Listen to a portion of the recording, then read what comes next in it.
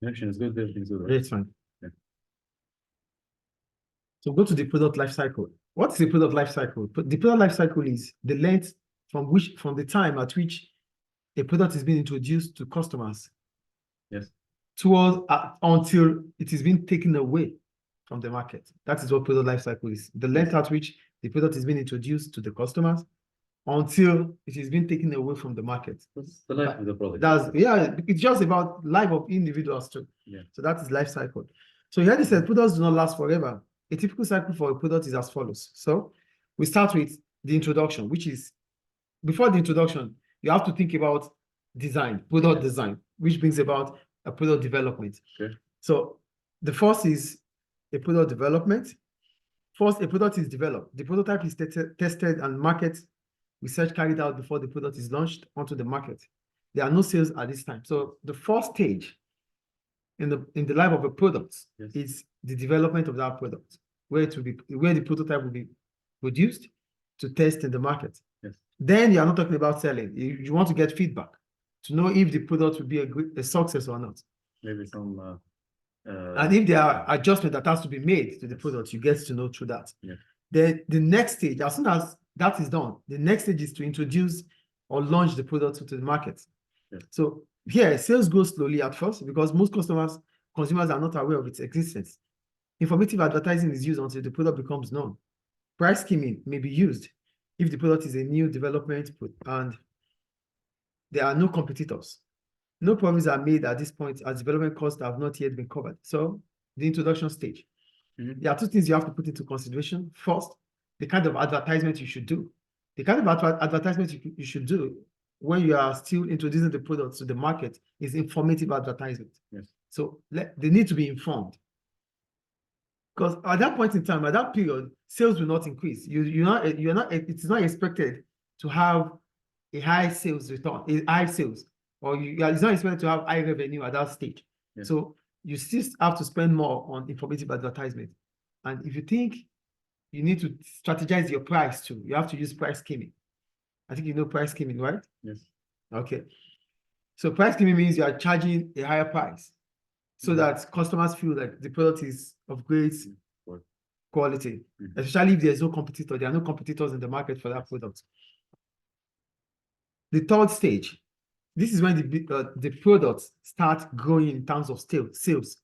Sales starts to grow rapidly. The advertising is changed to persuasive advertising to encourage brand loyalty. Prices are reduced a little as new competitors enter the market and try to take customers. Profit starts to be made as development costs are covered. When you introduce the products to the market, at that point in time, you might still not cover for development cost. Yes. But when sales start increasing, then you might start making profit. But at that point in time, competitors are already aware of that new product. Yes. So they might imitate you or try to make a substitute to your product. So at that point in time, what you should put into mind is trying to create brand loyalty. So at that time, you have to start thinking about using persuasive advertisement. Yes. So that you can retain your customers because competitors are start coming into the market. I think that point is clear. Yeah. Then the fourth stage is maturity. So at this stage, sales now increase only slowly. So little by sales are not always like as constant as they used to be. Yes. Today you might think the sales might increase this month, next month it might not. Slowly. Why? Because the competition is intense. Competition has started coming in. Competitors are because of the success of your product. Yes. Competitors will start coming into competitors will start producing the same type of product or the same use of that product. So customers might start buying from them too. So that's why your sales, the increase in sales will start becoming slow. So a lot of advertising is used to maintain sales growth. So at that point in time, you need to invest heavily on advert to have a competitive edge over your competitors. Invest what? Invest more on advertisement. Oh, yeah. High investment on advertisement is needed there because the competition is fierce. So for you to have a competitive edge, you need to do more awareness, creating awareness or different promotional methods you can use. Yes.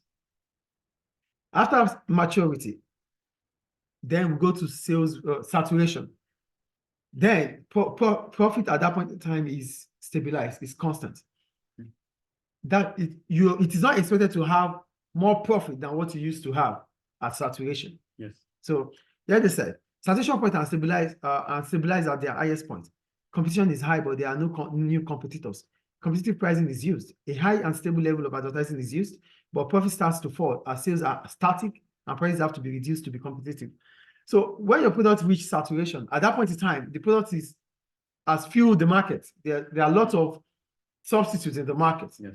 So what you have to do at that time is to start using competitive pricing strategy to sell at the same price as your competitors. Mm-hmm. So that's the first thing you have to think about. Then you also try to stabilize your advert. You don't spend too much on advertisement because sales is not expected to be more than what it used to be. Yes.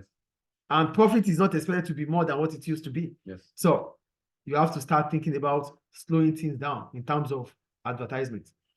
Then as soon as that is done, the last stage there is decline. Yes.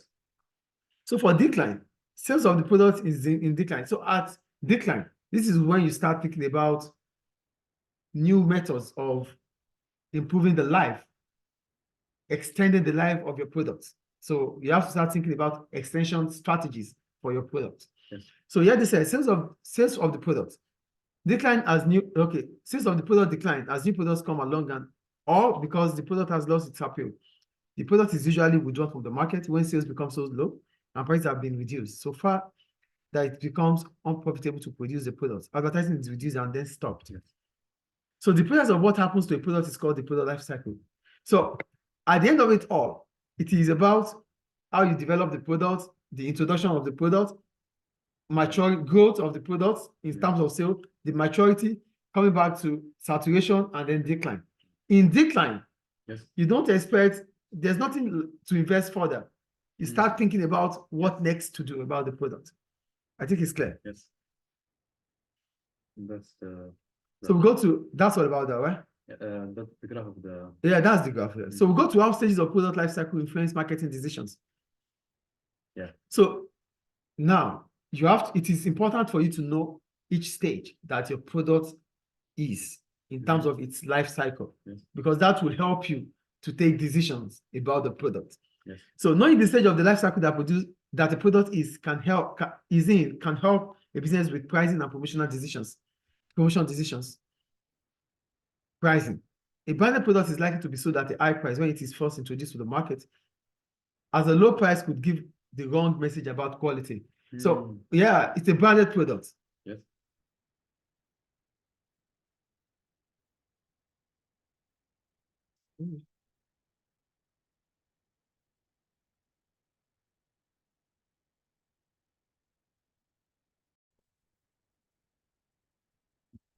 So for pricing, a product that is branded, you don't charge a lower price, because if you charge a lower price, you are passing a wrong signal, a signal of low quality. That's the point I'm making there. Yes. We continue with how stages of product life cycle influence marketing decisions. First, because we know the stage at which our product is. Yes. So the next thing is, how can this influence our decision as a business in terms of the price and promotion? Yes. So we start with pricing. If you have a product that is new, a product that is newly developed or newly introduced to the market, with a product that has a brand and is newly introduced to the market, you don't charge a lower price, because if you do, you're passing the wrong signal to the customers. So with that brand name, you could use price skimming. So charging a very high price to make it change the perception of customers that, oh, the product is of great quality. It's a new product and it's expensive like this. Yes. That means it's a quality product. I think that is clear. Yeah. So we are still on pricing. Prices are likely to be relatively higher than those of competitors in the growth stage, as the product may still be newer than those of rivals. So when it's still in growth stage, yes, you can still charge higher prices because the product is still new. It's still new to customers. So you don't have to reduce your price. It's still newer than those of your competitors. So you don't have to reduce your price at that stage of growth. Yes. Then when you get to saturation, in saturation or maturity stage, When the business will want to try to stop sales declining, the price is likely to be reduced as competitors may have launched new versions of their own product. So during saturation, you start thinking about selling with probably competitive pricing. Yes. Or competitive pricing to sell as low as possible so that you don't lose out on your customers. Some substantial price discount might be offered. That's promotional method. Discount might be offered during the decline stage, especially if the business does not plan to extend its life. So if you are not planning to extend the life of the product, that at the end of it all, the product is going to leave the market, you can just sell it off by giving discounts. Yes. So at least you make some revenue, not profits. Now for promotion. Spending on promotion will be higher at the introduction stage than in other stages as the business has to inform consumers of the product. Also, if it is completely new brand, a clear identity will need to be established for it. So like I said earlier, advertisement is important. You have to create awareness. It's a new product.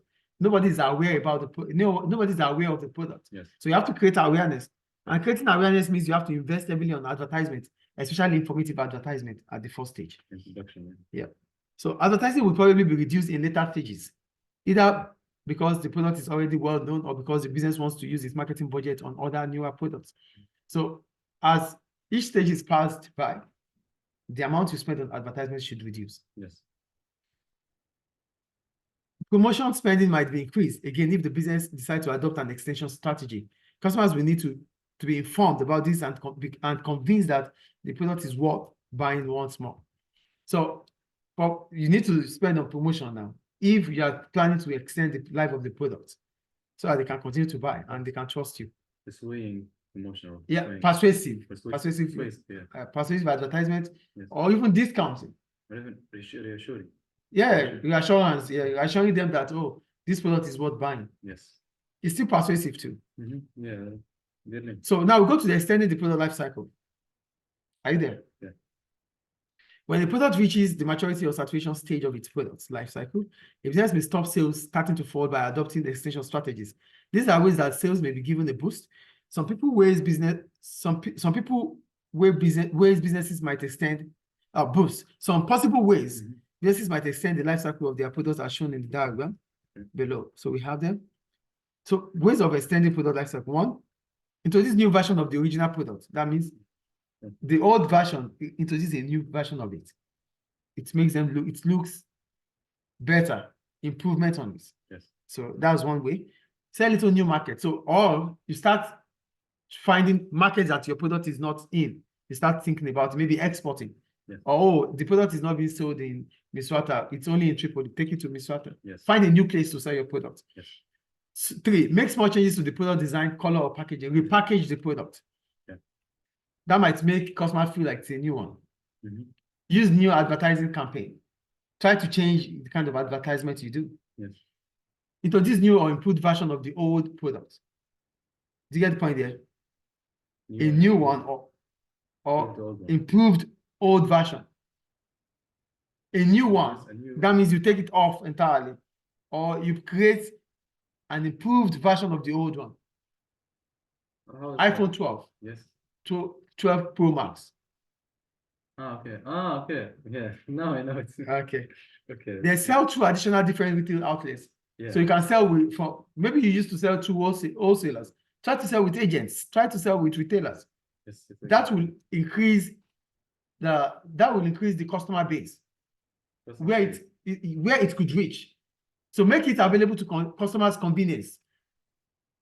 Yes. Do you get it? Yeah. And the only way to do that is extending your channel of distribution. Like Tesco, Carrefour, and this stuff. Yes. Try to take the products into different outlets. Yes. So that it will reach a lot of customers. Yeah. Is it clear? Is that all there? So the effect of extension strategies, right? Yeah. So businesses will not usually manufacture just one product. They will have a range of products at different stages of the product life cycle. For example, business will need to have products coming up into the growth phase to counteract those that are in decline. So sometimes business might produce a new product to take away the old versions. Yes. Do you get it? Is that all? Yeah. Really? That finishes the marketing mix. So that finishes marketing mix products. And go into So the next stage is marketing mix price. Yeah. Okay.